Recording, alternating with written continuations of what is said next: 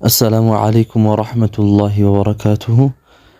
ይሄ ቪዲዮ እንዲሁም ከዚህ በኋላ የሚሰሩ ተከታታይ ቪዲዮዎች ቁርአን ላይ ምንም አይነት ዕውቀት የሌለው ቁርአን ማንበብ ላይ ምንም አይነት ዕውቀት የሌለው እንዲሁም ደግሞ ቁርአንን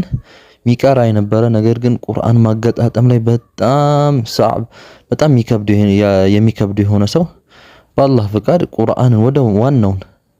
ዋናውን ሙስሐፍ ከማንበብ በፊት ወደ ዋናው እንዲያዳርሰን የተዘጋጁ ቁርአኖች አሉ። እንደ ጅማሩ ማለት ነው፣ እንደ ኢብቲዳኢያ እንደ ጀማሪ ለሆነ ሰው የተዘጋጁ ቁርአኖች አሉ። ከነዛም ውስጥ ቃዒደቱ ኑራንያ የሚለውን እሷን ኪታብ ከጅማሩ ፊደላቶችን ከመለየት እያንዳንዱ ፊደል ደግሞ አወጣጡ እንዴት እንደሆነ ከዛ ጀምሮ እስከ አያያዙ ሲያያዙ